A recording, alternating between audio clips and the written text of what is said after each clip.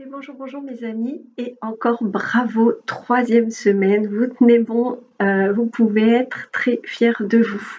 Alors, troisième semaine, on travaille sur le plan mental, le tempérament sanguin et sur l'air, sur l'élément air. La vertu qu'on va travailler cette semaine, c'est force et courage. Donc au niveau du mental, force et courage, ça va bien bosser. Force et courage, pourquoi? Pour accéder à la connaissance intuitive. Et oui, parce que la première semaine nous fait travailler sur le mental, maîtriser son mental, sa pensée, réaliser, mettre en place nos rêves, qu'est-ce qu'on veut, etc. La deuxième semaine, c'est l'élément eau qui nous connecte à nos émotions, maîtriser nos émotions. Et une fois qu'on a maîtrisé notre mental et nos émotions, il se passe quelque chose de magique au niveau de notre cœur. Il y a une connexion qui se fait. Et, euh, et donc cette connexion nous permet d'accéder à la connaissance intuitive. Cette semaine peut commencer à faire remonter des choses qui peuvent être un petit peu difficiles. Donc je vais commencer par vous parler des vertus. Donc là, on peut recommencer à parler, mais avec parcimonie. On va justement commencer à accéder à une certaine confiance en soi. Parce que justement, ce cheminement des 2 semaines précédentes, si on l'a fait vraiment avec assiduité, etc., pensez à allumer votre bougie, tant que j'y pense, votre bougie ou votre neuvaine, et ben en fait, on va être de plus en plus sociable parce que justement, on va commencer à atteindre une certaine sagesse et donc on va avoir tendance à être justement plus charismatique, plus joyeux, on va avoir envie de se confier à nous parce qu'on va émaner une certaine chaleur, pardon, une certaine lumière. Donc voilà, ça va être plaisant d'échanger avec les autres parce qu'on va avoir accédé à à une énergie qui va être plutôt stable, voilà. Donc on va être plus facile à vivre, plus sociable, optimiste, spontané, et on va avoir aussi cette capacité à pardonner et à s'excuser plus facilement parce que voilà, ce chemin intérieur et notamment le travail de la semaine dernière, de la semaine 2, nous a permis en fait de nous accepter tel qu'on est. Donc si on s'accepte tel qu'on est, on va réussir à accepter les autres tels qu'ils sont. Donc ça, c'est plutôt quelque chose de sympa. Bien sûr, on va être vigilant parce que la distorsion va nous amener à être plus bavard. Donc essayons, comme je vous disais, de rester dans le même flux que la semaine dernière. Être attentif, à ne pas être distrait, superficiel, attention à l'impulsivité, terminez vos projets, attention à la rumination mentale parce que tout ça, c'est ce qui va, c'est des distorsions, donc c'est ce qui vous empêche d'être dans les vertus. Donc lorsqu'on se détache en fait du plan mental, on va s'approcher du plan spirituel divin, et nous avons vraiment besoin d'intégrer cette information sur cette troisième semaine. Par contre, ce que ça peut créer, c'est une peur de l'inconnu parce que il faut savoir que l'ego, le mental, il déteste ce qu'il connaît pas, et c'est pour ça qu'on retourne vers nos schémas. Parce qu'il se dit oh là là, danger, vers où est-ce qu'elle veut m'amener, où est-ce qu'il veut m'amener, là c'est un truc, voilà. Donc on va vouloir compenser en courant partout, en achetant, etc. Puisqu'en plus c'est la semaine qui précède, enfin à peu près 2 semaines avant Noël, donc c'est là où on se rend compte qu'on a oublié des cadeaux, qu'on va vouloir acheter les cadeaux, etc. Donc là vraiment, soyons très très vigilants sur ça, sur le fait de ne pas compenser en courant partout, en achetant. Essayez de vraiment garder des moments d'introspection, de moments avec vous-même.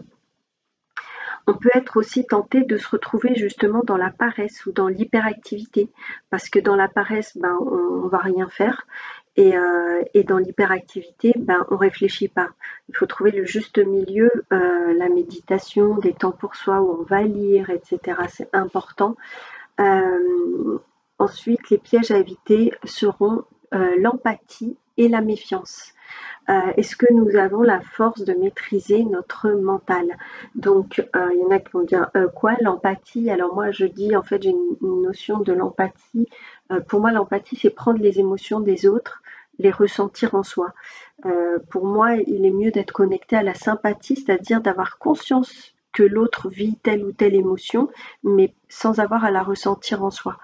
Chacun son espace et c'est mieux comme ça parce que si on doit prendre toutes les émotions de tout le monde plus les nôtres, en fait ça fait un débordement.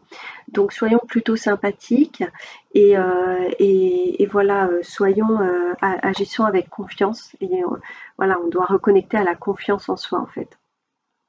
Ce que je vous propose durant cette troisième semaine de mettre en place justement, ça va être de maîtriser votre mental en méditant et en ralentissant vos pensées, méditant, en lisant, en tricotant, faites ce que vous voulez. Prenez un idéal et revenez-y systématiquement. On n'est ni nos pensées ni nos émotions. Donc vous pouvez justement prendre un idéal et vous y tenir justement en vous disant moi mon idéal justement ça va être de lire 10 pages par jour.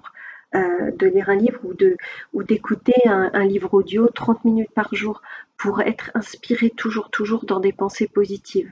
Voilà, mettez en place quelque chose qui va être un idéal pour vous. Ça peut être, prenez ce que vous voulez, si vous avez des idées, mettez-les dans les commentaires, moi je trouve ça sympa de partager. Vous pouvez aussi, si vous trouvez pas d'idéal, prendre une définition de la force et du courage et vous y connecter dès que vous avez des pensées qui sont pas celles que vous avez choisies. Voilà, choisissons nos pensées, c'est le maîtriser, mais quand vous vous rendez compte que vous avez une pensée que vous n'avez pas choisie, que votre ego vous a amené, repensez à force et courage et à sa définition. Comment vous allez la mettre en place. Ensuite, on va parler de la sagacité. En fait, la sagacité, c'est la capacité de savoir comprendre et analyser une situation rapidement. Donc celle-là, ça va vous permettre d'accéder à votre clairvoyance, au clair savoir, etc. Mais justement, c'est cet entraînement de maîtriser vos émotions et votre mental qui va vous permettre d'accéder à la sagacité. Bien sûr, on va ralentir durant cette semaine, on va prendre des moments de solitude et d'introspection encore. On va essayer de créer pendant ces moments, peindre, dessiner, écrire, ce que vous voulez, mais créer. Faire des choses spirituelles pour accéder à de nouvelles connaissances et agrandir votre savoir. Donc c'est pour ça moi je me suis posé ce rituel là d'écouter, parce que comme je fais plein de choses, etc., d'écouter 30 minutes minimum par jour de livres audio inspirants. Voilà, donc après faites comme vous voulez, moi c'est ma façon de faire, si vous n'avez pas d'idée vous pouvez aussi faire ça. Restez connecté bien sûr à je ne suis ni mes pensées ni mes émotions et trouver une profession de foi et rester connecté. Une profession de foi, ça peut être justement votre rêve. Si vous rêvez d'avoir une maison au bord de la mer, pensez à cette maison, comment vous voulez qu'elle soit à l'extérieur, à l'intérieur, la vue qu'elle est, il y a des palmiers, il n'y a pas de palmiers, un chien, il n'y a pas de chien. Et rester connecté toujours à cette profession de foi, à ce désir, à ce rêve, ce désir ardent. La présence d'esprit est liée au courage d'esprit et à la force, donc on va vous demander vraiment, cette semaine elle est pas forcément très simple, hein. Qu'est-ce que j'ai tiré comme carte pour cette semaine justement? Ah oui, c'est une très belle carte, ouais, j'avais oublié. Encore une fois, vous pouvez voir qu'elle est encore verte. J'ai vraiment souri quand j'ai vu ça. Les pétales de rose. Et encore une fois, je vais vous lire le texte parce que ce jeu est vraiment très très beau. Et ça complète ce que j'ai dit. Donc, comme je ne vais pas radoter, je vais juste vous lire le texte. Les obstacles sont de moins en moins nombreux sur votre route et ils ne vont pas tarder à disparaître tout à fait. Votre attente est terminée. Vous voyez ce que je vous dis, plus vous êtes sur ce cheminement, plus vous maîtrisez votre mental et vos émotions, plus vous allez accéder à cette libération où vous allez vous rendre compte que il n'y a plus d'obstacles dans votre vie. Quand il y a des petits événements qui peuvent paraître négatifs, c'est pour avoir un plus derrière. Vous accueillez tout ce qui vient avec amour et gratitude et c'est vraiment ça quoi. Avancez en toute confiance, l'esprit bien affûté. Les blocages et les défis auxquels vous avez eu à faire au cours des derniers mois étaient indispensables à votre réussite. Quelquefois, il vaut mieux laisser faire l'univers. En effet, euh, tout comme la nature, nous avons nos propres saisons. Il faut respecter le flux et le reflux de l'existence. Ce n'est pas toujours le moment de passer à l'action. Toutefois, aujourd'hui, il est temps de vous lancer. Vos rêves vont se réaliser et s'égrener comme des pétales de rose s'échappant vers le ciel. Profitez-en bien. Et, euh, et c'est ça aussi le mois de décembre. En fait, moi, c'est un truc que je dis tout le temps. Moi, je n'aime pas l'automne quand il commence à faire froid. Je trouve ça très beau au début quand on est un peu dans cette espèce d'été indien et qu'on a encore des feuilles avec des couleurs incroyables, etc. Mais dès qu'il commence à faire froid, pleuvoir, l'hiver avec la neige, les journées qui sont courtes, tout ça, je déteste. Et moi, je dis, je suis un ours en fait. Moi, j'hiberne et j'ai la chance depuis plusieurs années de pouvoir vraiment hiberner et de rester chez moi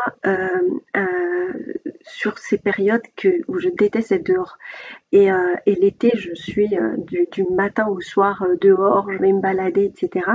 Mais bah, en fait, je pense que je me suis rendu compte que j'étais très connectée au cycle de la Lune, mais au final au cycle des saisons aussi. Et cette période, en fait, elle nous demande de laisser s'apaiser en fait tout ce qu'on a fait durant l'année. Et c'est pour ça que cette quête spirituelle, ce rituel que je vous propose, il amène vraiment à de la tranquillité, à du calme, au fait de se recentrer en soi, alors que tout le monde extérieur, en fait, cette fête commerciale nous fait faire tout le contraire, en fait, nous fait sortir beaucoup plus, nous fait aller acheter, nous fait consommer, etc. Alors que c'est une période où on devrait être plus au calme, quoi. Donc, ben, en fait, là, je trouve que ça exprime vraiment très bien la situation. Donc, voici les 4 petites affirmations que j'aime bien vous partager. Je ne fais qu'un avec le flot naturel de l'existence. Tout dans ma vie porte ses fruits au bon moment. Le pouvoir de l'univers me guide, aidé par le ciel et la terre. Je peux avancer facilement et en toute confiance. Voilà, merci en tout cas de votre confiance, de votre persévérance pour un monde meilleur, parce que dites-vous que le travail que vous faites, c'est un travail systémique et que quand vous travaillez pour vous et en vous, et ben en fait ça se transmet à l'extérieur, ça se diffuse à l'extérieur, cette énergie d'amour qu'on répand. Et quand on n'a plus la guerre en nous, et bien la guerre s'apaise autour de nous aussi. Donc, je vous souhaite une bonne troisième semaine et je vous dis à la semaine prochaine. Au revoir.